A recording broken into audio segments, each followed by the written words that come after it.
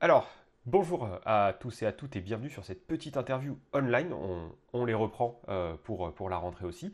Et pour cette première interview de la saison 2020-2021, qui promet d'être absolument savoureuse, j'ai un invité de marque qui a accepté de se pointer sur Discord un jeudi matin, à savoir Christian Groussy. Alors, déjà, la prononciation des noms de famille, pour moi, c'est pas très fort. Comment se prononce son nom de famille? Que je refasse pas la Alors, perte. salut Mehdi déjà. Salut. Bonjour Mehdi. Merci pour cette invitation qui fait bien plaisir. Yes. Bah, mon nom de famille se prononce tout simplement Grussy, tout Grossi, simplement. grossi. Ok, d'accord, ça va. Donc j'ai pas fait Donc, trop de pas de bêtises. fausse note dessus, nickel. Ça va. Ça va, ok. Du coup, on est là pour faire une petite interview à propos de toi, du coup, ton parcours dans le milieu du jeu de rôle et tes projets futurs. Mais avant ça, est-ce que tu peux te présenter aux personnes qui regardent cette interview? Ah ouais, bah écoute, voilà, ça fait donc un petit moment que je suis dans le jeu. Ça fait bon, une quinzaine d'années Ok. maintenant. Avant ça, j'étais graphiste indé. Mhm. Et en fait, je me suis lancé dans le jeu parce que j'étais joueur. Et j'avais du temps. J'avais pas mal de temps en graphiste indé, ce qui était assez paradoxal, parce Ok. que j'avais des clients réguliers. Et donc, du coup, ayant du temps libre et ayant envie de bah, voilà, la conjonction était parfaite. Ok. Et donc, on avait lancé avec des amis, c'est 2004, donc ça Mhm. fait un petit bail, une petite maison d'édition. Et donc, on avait publié Arceus à l'époque. Et donc, Ok. ça fait une intronisation dans le milieu du jeu. Après quoi, bon, malheureusement, l'aventure s'est finie rapidement, parce qu'il y avait des questions de conjoncture, de banque pas très contente, enfin bref, des conneries. Et après ça, donc il y a une petite période à blanc, Ouais. où au final, bah, j'avais lancé Indie RPG, qui était un site type drive-thru, Ouais. donc avec du jeu en PDF. Et donc c'était bah, le premier en France, il me semble.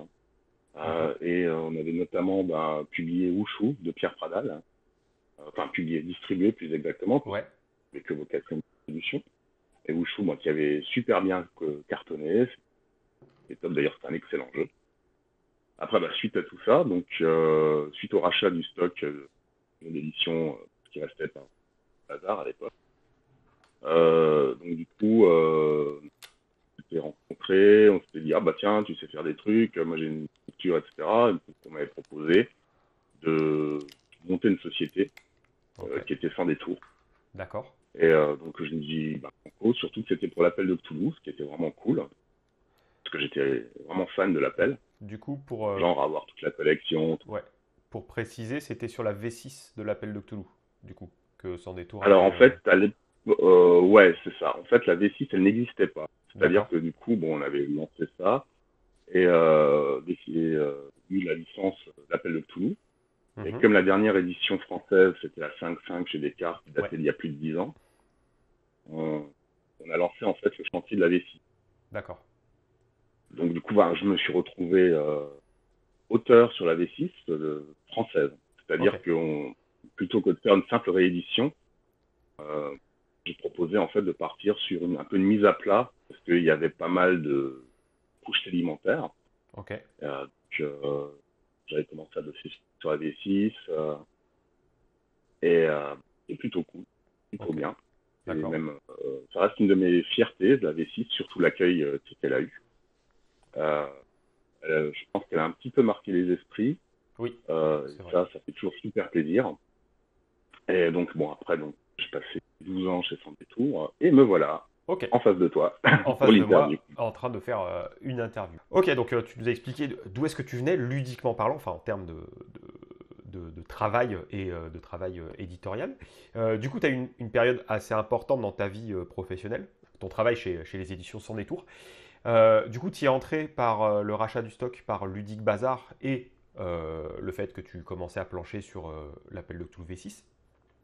Mais au-delà de ça, après les débuts, euh, comment étaient tes missions? En fait, quelles étaient tes attributions? Sur quel jeu tu as travaillé? Et quel était ton rôle?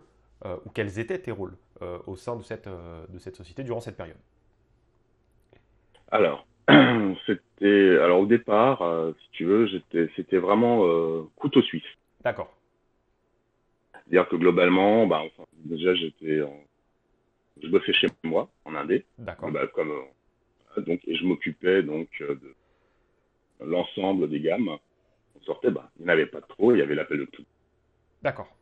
Après, assez rapidement, il y a eu Hollow Earth Expedition. Oui. Donc moi, si tu veux, je m'occupais de l'ensemble des choses, c'est-à-dire de la traduction. Enfin, je ne faisais pas la trad, mais je voyais avec les traducteurs. Donc je m'occupais à la fois donc bah, de suivi traduction, suivi relecteur, D'accord. mise en page, euh, vérification imprimeur, et donc jusqu'à la publication. Je D'accord. m'occupais à peu près de tout. C'est presque un poste de directeur éditorial.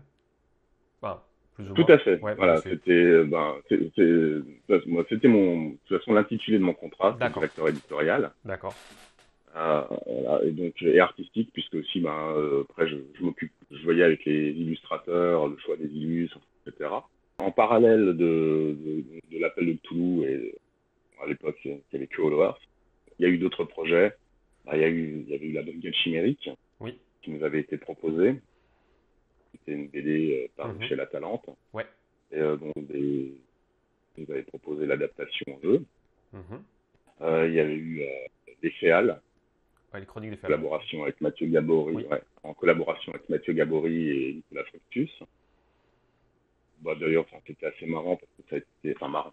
C'est-à-dire, il y a eu pas mal d'ajustements initiaux D'accord. qui nous ont eu pas mal de péripéties avant d'obtenir la version finale. Ok. C'est un sacré souvenir.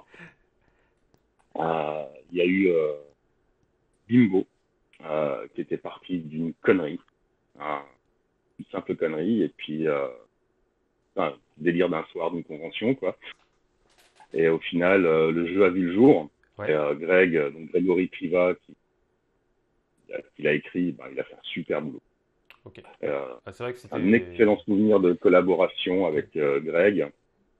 On a, on a vraiment fait le truc aux petits oignons. Il y a eu les Lames du Cardinal, euh, qui pareil reste un très très bon souvenir parce que bon, tout simplement avec Pierre Pével, Mhm. on fréquentait la même boutique de jeux il y a 25-30 ans. Ok. Et donc on se connaît depuis et on a toujours suivi la carrière l'un de l'autre. Et du coup, bah, c'est comme ça qu'on a pu faire l'adaptation des Lames du Cardinal. Et la personne idéale pour ça, c'était ben, Philippe Oribo, Ouais. qui fait un magnifique travail sur les lames. Et qui a rencontré Pierre. C'était une soirée mémorable d'ailleurs, la rencontre entre Pierre, Ok. Philippe et moi, pour me jeter les bases. Euh, donc c'était vraiment ça, ce sont des super souvenirs. Au même titre, pareil, il y a eu Grandes Aventures des éditions Toulouse, il y a eu Le Collecteur des Montagnes Hallucinées, Euh, alors, où le livre était... c'était une caisse à munitions, si je me souviens bien. Alors Euh, en fait, c'était une caisse, pas une caisse à munitions. D'accord. Bah, justement, c'est ça l'anecdote, c'est ça qui est assez D'accord. drôle. C'est-à-dire que bon, il y avait l'idée en fait de faire une édition collector. Mhm. Et au moment où le livre était quasiment prêt, Mhm. où il restait plus que la maquette à faire, on a appris que Pegasus sortait une nouvelle version augmentée par l'auteur de la D'accord. campagne. Donc du Ok. coup, on a quasiment dû tout reprendre. Et l'anecdote de la caisse, c'est qu'en fait, un pote qui faisait la menuiserie en amateur éclairé, Mhm. en fait, j'avais vu avec lui pour faire une caisse, justement pour genre le concept caisse retrouvée en Antarctique d'expédition. Ok. Et donc il y a eu 100 exemplaires, donc il a fabriqué 100 exemplaires, parce que bon, il faisait des théâtres, plein de choses. Mhm. Et cette caisse, en fait, l'anecdote, c'est qu'il a perdu 10 kilos en fabriquant les 100 caisses, parce que bah, c'était un travail de dingue pour une personne. Ok. Ok. Donc il Ouais, était c'était seul assez amusant. pour réaliser ça. Ok. Ouais, Ouais, effectivement, ouais. c'est massif. Ouais. Donc on a, voilà, donc enfin, c'est assez amusant. Et puis bon, ce collector, c'est un véritable collector, puisqu'il y avait 100 exemplaires, jamais Mhm. eu plus. Ouais, ça reste quand même un super souvenir, malgré les galères qu'on a pu rencontrer. Ouais, j'imagine. Ouais. Ce qui était aussi très sympa, c'était l'édition des masques de Nyarlathotep, pareil, là, sur le concept de la sacoche, avec tout le matos de voyage dedans, Mhm. etc. Donc ça, c'était très sympa. Bon, après, il y a eu d'autres choses, comme il y avait Heart of Toulouse, il y avait eu d'autres petites gammes. Ok. Mais là, en fait, bon, il n'y avait pas de grande implication, puis c'était vraiment déjà beaucoup plus dans une logique purement traduction, purement produit. Ok. Et d'ailleurs, bon, c'est un petit. Voilà. Après, bon, le reste de la carrière chez Sans Détour, ben, Ouais. j'en ai parlé sur Ouais. mon T'en as parlé blog, sur et ton blog. ça suffit amplement. Ouais. Ouais. Voilà. Du coup, d'ailleurs, si vous voulez, Je préfère garder les bons souvenirs. voilà, c'est ça. Si vous voulez connaître le témoignage de Christian à ce propos, il y a le lien qui est dans la description de la vidéo qui redirige vers ton blog, justement. Parce qu'on n'est pas là pour parler de ça. Je pense qu'il y a eu suffisamment de diatribes sur ce sujet. Ouais, ouais. Je pense que le témoignage suffit amplement. Du coup, voilà, ça fait une bonne transition vers la suite, parce que bah, toute chose a une fin au bout d'un moment, et les éditions Sans Détour aussi. Parce la société est en liquidation judiciaire depuis quelques semaines, et du coup, toi, de ton côté, bah, libéré contractuellement parlant de cette société, tu as décidé de lancer quelque chose, le Rafio Fringant. Voilà, ça a popé Tout à fait. quelques semaines en arrière. Alors, qu'est-ce que c'est et pourquoi ce nom-là, du coup? Bah alors déjà le nom, comme vous pouvez le voir là, il y a une barre d'un bateau, c'est-à-dire que j'habite sur un bateau, D'accord. sur une péniche qui a été construite en 1908, Mhm. que je retape depuis plusieurs années. Donc du coup le nom Rafio Fringant, ben globalement il est venu de là. Et Ok. puis Fringant, bah parce que j'ai encore quelques neurones qui fonctionnent a priori, et que j'ai quelques idées, donc voilà, le nom est venu comme ça. Ok. Tout simplement. Alors, Rafio Fringant, c'est quoi? Bah, c'est moi, tout simplement. D'accord. Y a pas, c'est pas une structure éditoriale, je n'ai pas la prétention d'être éditeur. Euh, Globalement, c'est un petit peu mon nom de scène pour bah, mes créations en tant qu'auteur indépendant. D'accord. Ok. C'est-à-dire l'idée, c'est que depuis, avec toutes les années en fait, j'ai passé à bosser pour une structure. J'ai eu pas mal d'idées. Il y avait pas mal de choses qui Ouais. trottaient dans mon esprit et j'ai jamais eu l'occasion de les faire. Ok. C'est-à-dire que globalement, la seule partie créatrice que j'avais eue à l'époque, c'était bah, au cœur des années 20, qui malheureusement avait pris beaucoup d'embonpoint et qui était devenu un énorme pavé Ouais. et qui C'est a vrai mis que c'était beaucoup de temps conséquent. à sortir. Et c'est une expérience très intéressante, mais aussi très enrichissante parce que je me suis dit plus jamais ça. Enfin, Ok. bosser pendant plusieurs années sur un pavé de 500 pages, c'est usant à souhait. Euh, J'avais pas mal d'idées, pas mal d'envies, de choses qui n'ont pas leur place en fait dans une Mhm. structure éditoriale classique. Mhm. C'est plus facile pour un éditeur de publier un gros pavé Ouais. parce que c'est une question de prix, de rentabilité, de plein de choses comme ça, enfin, etc. Parce que ça trouve sa place dans les étagères, Mhm. que de publier du petit jeu qui va faire 60-70 pages maximum Mhm. et qui est éventuellement un one shot. Ouais. Euh, dans le cadre d'une structure classique d'édition où il y a les charges, les salaires, etc., ça peut juste être un petit side project, mais qui ne va pas être rentable aux yeux de l'éditeur. Ok. Alors qu'en tant qu'auteur indépendant, ben, c'est le genre de choses que tu peux faire euh, et qui peut peut-être, ben, permettre de gagner quelques sous pour manger. Ok. Ça, on verra. D'accord. On verra. Mais donc l'idée, ouais, du ratio fringant, finalement c'est moi. Mhm. Euh, bon, il y a quelques potes qui gravitent autour, hein, bien évidemment, parce qu'on peut pas tout faire tout seul. C'est-à-dire que il y a des gros lecteurs, enfin, Ouais, forcément, tu David travailles aussi, bien à évidemment. plusieurs, bien évidemment. Ouais. Dire ça c'est logique. Mais ouais, l'idée c'est vraiment ça, c'est-à-dire ben, monter mes projets, mes créations, et puis ben les diffuser donc via mon site, déjà dans un premier temps en format numérique. Ok. Alors là aussi, si tu veux, j'ai pris pas mal de temps parce que bon, bien évidemment, l'idée n'est pas venue à la liquidation de Sans Détour Oui, parce que la situation était pourrie, ça a et donc j'ai eu germé. le temps de mûrir. Ouais, Ouais. j'ai eu le temps de mûrir tout ça. Ok. Donc l'idée globalement, c'est ben de proposer déjà dans un premier temps quelque chose en format numérique, Mhm. ce qui permet d'avoir le retour aussi des joueurs, Ok. simplement, d'améliorer, d'améliorer. C'est-à-dire que ben les joueurs peuvent s'approprier le jeu, peuvent me faire des retours. D'ailleurs, j'espère qu'ils m'en feront, Bah oui, parce ce que serait bien. ben, je l'ai fait pour vivre. Et donc voilà. Et avec ces retours, bah, ça permet d'améliorer. Et seulement à partir du moment où on estime que la version bah, elle est propre, stable, qu'il y a eu des petites améliorations, le gars à l'autre bout du monde qui s'est dit ah tiens là il y a une pétouille, il y a ça qui peut merder, tu, enfin, voilà. Mhm. Euh, Seulement là proposer une version en imprimé, alors que ce soit en print on demande ou Ouais, après par genre bah, faire un petit funding pour faire X exemplaires, enfin voilà, ok. euh, peu importe. Mais voilà, donc ça permet de mûrir le projet, de le faire vivre et de l'aboutir en impliquant les gens, en impliquant par l'appropriation. Ok.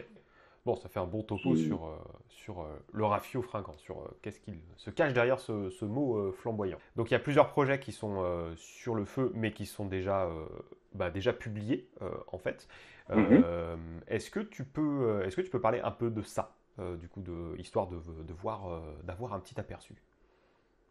Alors, il y a différents projets. Ouais, Je vais commencer en fait par le plus ancien, qui n'est pas un projet, qui est le W System, oui, que j'ai mis à disposition il y a quelques jours. Voilà, donc mise à disposition gratuitement, parce que bah, c'était sa vocation de toute manière. Il est encore disponible sur le net, mais ouais, en version hybride, j'ai envie de dire, parce qu'il y avait eu la version imprimée qui était vraiment peaufinée. ouais, Donc voilà, là, on a fait j'ai fait une archive, mis à disposition. C'était l'occasion bah, de le faire revivre, et puis tout simplement bah, que les gens puissent en profiter. ouais. Ce qui est une bonne chose. Donc d'ailleurs, je suis très très content parce que j'ai eu plein de retours qui m'ont fait super plaisir Cool. sur le fait que ben c'était un espèce de Madeleine, que ça évoquait plein de souvenirs. Il y a plein de gens qui m'ont dit ah tiens j'avais adapté ça, j'avais fait ci avec. Ça fait super plaisir de voir qu'il y a une vraie vie qui est qu'il avait vraiment vécu, qu'il y a eu des gens qui se sont servis, qui ont fait plein de trucs et ça fait ultra plaisir. Donc voilà, ça Ok. c'est un petit peu pour la version passée. Ouais. Maintenant ben, sur les projets en tant que tels. Alors, il y en a trois qui sont affichés, Mhm. dont deux qui sont en projet. Il y a Dino Soldier, Ouais. qui lui donc est un petit jeu de société Mhm. qui est disponible en print and play, c'est-à-dire que bon, il y a une vingtaine de pages à imprimer pour jouer. Ok. Et c'est un jeu qui a comme particularité de se jouer avec les jouets de notre enfance, c'est-à-dire les dinosaures en plastique et les petits soldats verts. Ok. Euh, D'accord. et donc c'est ni plus ni moins qu'un jeu d'affrontement, voilà, jungle du Vietnam. Pourquoi Vietnam? Parce que simplement j'adore la période de guerre du Vietnam, une espèce Ok. de Madeleine de Proust, l'enfer du devoir, tout ça, Painted Black et compagnie. Ok. Euh, et donc voilà, la section dans le cœur de la jungle qui tombe sur des dinosaures et paf, ils se foutent sur la gueule. Ok. Voilà, donc Simple. le Bien. petit jeu fun, un jeu asymétrique vraiment sympa que j'ai eu l'occasion de pas mal tester du coup parce que bon l'idée ne date pas D'IA. Ouais. d'hier. Et donc voilà, il est disponible, c'est un petit jeu sympa. Il y aura des extensions pour ce jeu D'accord. parce que bah il y a plein d'idées qui viennent quand tu fais le développement, etc. Mais au départ, moi, je voulais que ça reste un jeu simple à appréhender, ramassé. Euh, et donc des petites extensions qui ne seront pas plus compliquées que le jeu de base, mais qui vont apporter plein d'options et plein de choses en plus. Film. D'accord. J'ai toujours adoré les films de monstres années 50 avec les araignées géantes, les fourmis, etc. et compagnie. Et donc, dans les jouets qu'on trouve très facilement, etc., il y a tout ça aussi. Donc, je veux aussi aller dans ce sens-là. D'ailleurs, sur le site, il y a un article qui détaille les extensions à venir. D'accord. Bon, j'ai un peu scénarisé les extensions, c'est-à-dire que ça raconte une petite histoire, D'accord. et avec bien sûr le grand final du pourquoi, du comment les bestioles géantes attaquent le monde. Ok. Voilà. Bah, ça, Ça, c'est pour Dino Soldier, Ok. où je sors aussi de ma zone de confort parce que c'est pas du jeu de rôle. Ouais. Et on dire, bon, c'est mon premier jeu de société. Donc voilà. Après, il reste, sont affichés deux autres projets. Oui. Alors, il y a Tribute. Tribute. Ouais. Tribute, c'est un jeu de rôle à narration partagée, Ouais. avec un meneur de jeu. Alors, pour l'anecdote, ce jeu, je l'ai écrit pendant le confinement. En D'accord. fait, l'idée m'est venue à ce moment-là.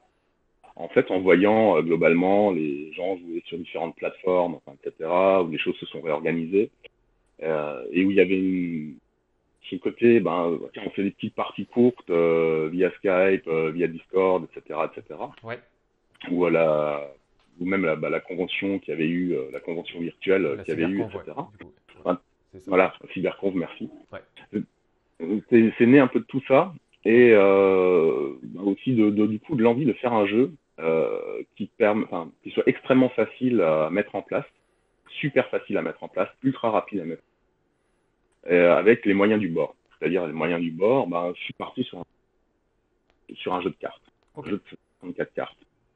Donc je m'étais fixé comme contrainte un petit peu tout ça, c'est-à-dire quelque chose de très très rapide à mettre en place avec un minimum de matériel. C'est-à-dire que Mhm. globalement, il n'y a même pas besoin de fiche de perso. D'accord.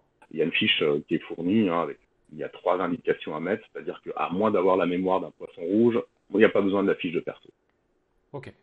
Et donc globalement, le jeu, c'est de la narration partagée.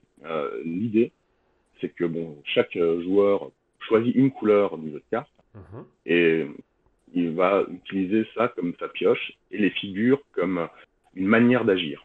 Donc il va choisir une manière d'agir et sa pioche, ça va être l'aspect aléatoire. D'accord. Et le principe de la mécanique, c'est en fait, tu vas piocher. À chaque fois que tu pioches une carte, tu vas pouvoir prendre la parole Mhm. et rajouter quelque chose à la narration. Et bien évidemment, le truc, c'est que c'est basé sur le principe du blackjack. C'est-à-dire, tu pioches, tu pioches, tu pioches. Et Ouais. le but du jeu, c'est d'arriver le plus proche Proche de de 21. 21 sans Ok. jamais le dépasser. Voilà. Donc, c'est vraiment sur le principe de la prise de risque. Et en fait, ça fonctionne super bien. Les tests que j'ai pu faire, c'est bien amusant.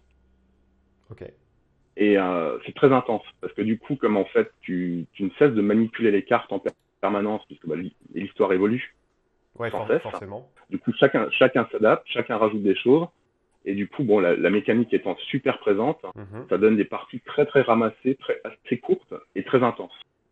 Plus tu as envie d'aller loin, plus tu vas en rajouter, etc., tu peux.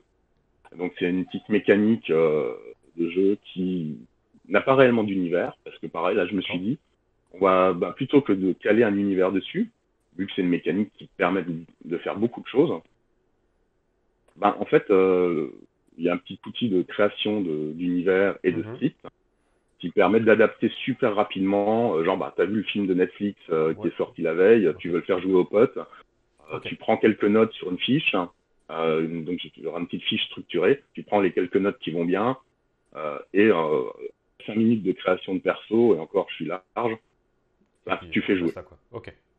Ça peut jouer à 2 personnes jusqu'à 4, puisque forcément il n'y a que 4 couleurs Ouais. dans les Ok. cartes. Ce jeu il est écrit globalement à 80%, Ok. c'est-à-dire que là je suis en phase où je fais du lissage, comme ça va être un jeu qui va faire une soixantaine de pages maximum. Ok.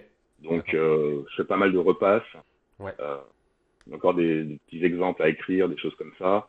Mais voilà, il est en phase finale d'écriture. Il sera disponible bientôt, dans les D'accord. mois qui viennent en tout cas. Ça c'est à peu près sûr. Ok. D'accord.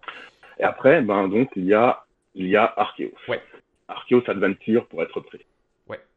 Parce que donc Arceus Adventure, c'est donc une nouvelle itération d'Arceus, donc qui avait été publiée il y a une quinzaine d'années Ouais.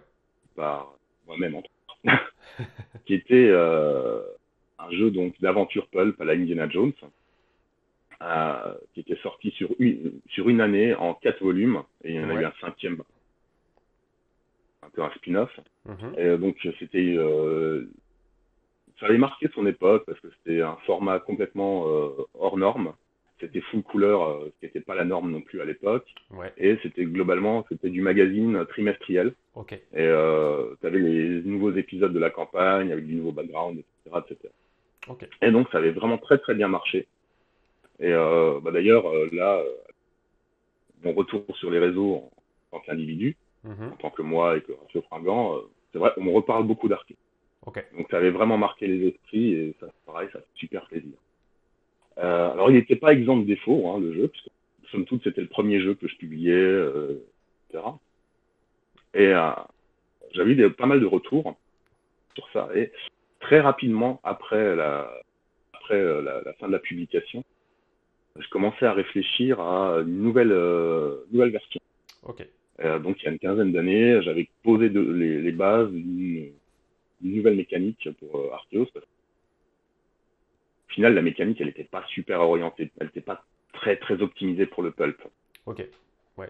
Euh, donc, d'ailleurs, c'était le W System Ouais, du coup. qui, dans la version disponible sur le site, est déjà dans une deuxième version qui est beaucoup plus fluide, beaucoup Ok. plus travaillée. Mais celle d'Arceus, c'était un peu la bêta. Et donc, euh, j'ai réfléchi à une nouvelle mécanique de jeu, etc. En fait, puis j'ai mis en sommeil Ok. pendant un sacré moment. Et forcément, je me suis dit, c'est quand même quelque chose, ça fait des années que je me traîne, Mhm. comme envie. Il faut que ça sorte, je ne veux pas passer à côté, je ne veux pas le laisser. J'ai vraiment envie de le faire. Et donc, du coup, Arceus Adventure, Ok. une nouvelle version d'Arceus, Mhm. qui donc sera basée sur. Alors, tu vas me dire que je suis obsessionnel, peut-être, je ne sais pas, mais qui est basée sur des cartes. D'accord. Ok. Ah, pour Alors, l'instant, bon, ça fait que deux là, pour jeux. le coup, Ça va. C'est ouais, pas, ouais, c'est pas encore un voilà. truc. Alors, c'est basé sur des cartes, mais pas sur un jeu de cartes de 54 cartes Mhm. standard. C'est des cartes qui servent de support. C'est-à-dire que la D'accord. fiche de perso, est définie par quelques cartes. Un D'accord. personnage, c'est quelques cartes. Ok. Et la mécanique de jeu en elle-même n'est pas basée sur les cartes en tant que telles, c'est sur des jetons, Ok. un pool de points dont tu disposes et tu vas pouvoir miser. Ok. En D'accord. gros, tu as des points, tu répartis ton pool de points comme tu veux, dans autant d'actions que tu veux. Mhm. Euh, et si tu dépasses la moitié de ton pool, là, tu prends des risques et Ok. tu vas tirer des cartes de fortune, ce que j'appelle des cartes de fortune.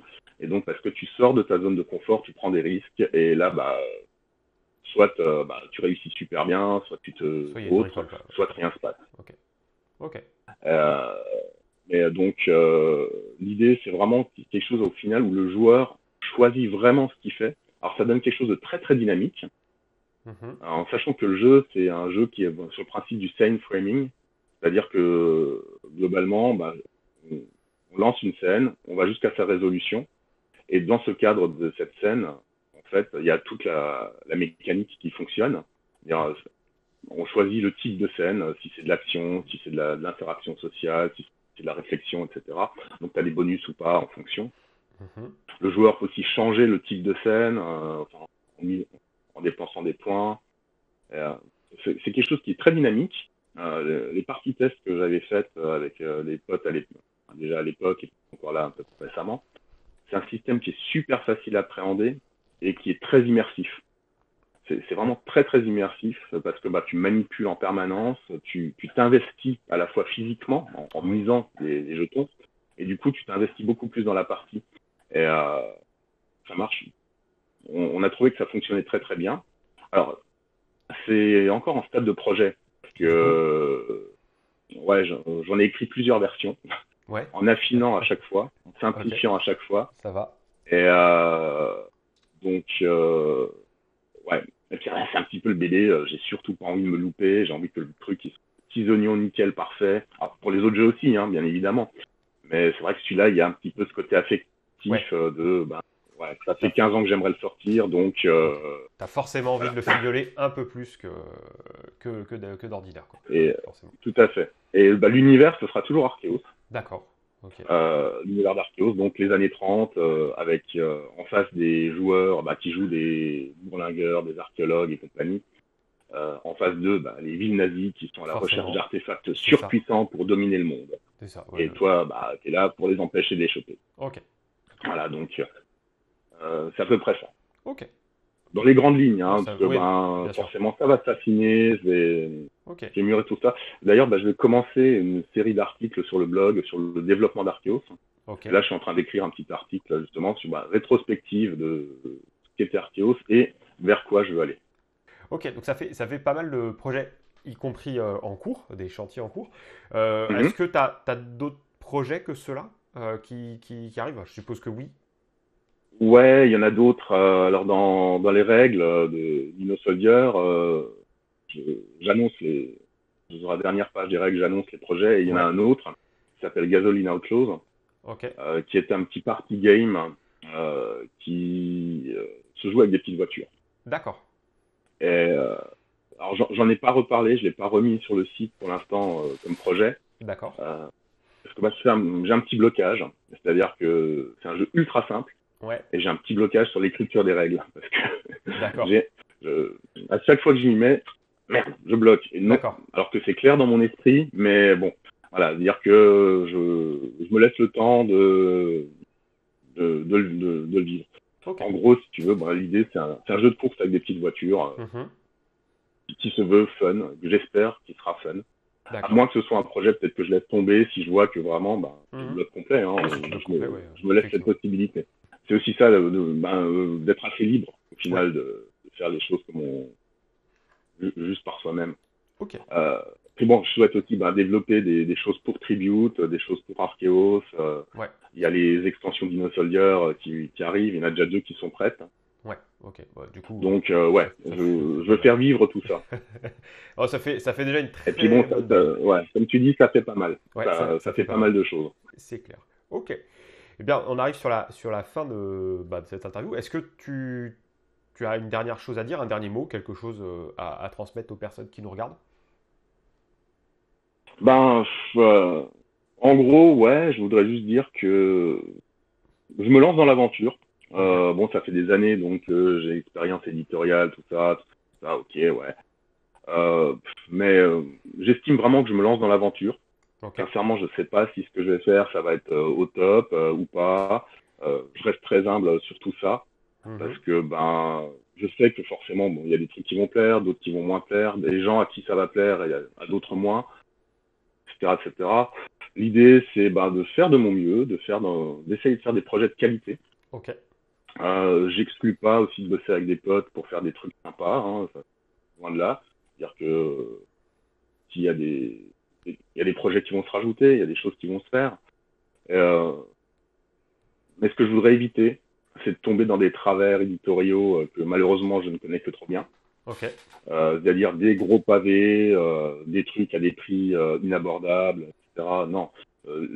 L'idée, c'est de, de faire des jeux abordables, qui soient Mhm. faits pour être joués, qui ne sont pas faits pour finir sur une étagère en ayant Mhm. au passage piqué une somme importante dans la bourse du joueur. Mhm. Non, vraiment du jeu qui soit vivant, qui soit facile d'accès, à un prix raisonnable et bien soigné. L'accessibilité Non, en premier ordre, du coup. accessible, sympa, prix raisonnable, enfin, voilà. Ok. Bah, très bien. C'est globalement la philosophie. C'est très bien. Bah, du coup, ça fait une bonne philosophie pour le Rafio Fringant. Bien voilà, bah, c'est la fin de cette interview. Alors merci Christian d'avoir joué le jeu de l'interview à distance. Et merci à toi. Ben, de rien, c'était un moment très sympathique.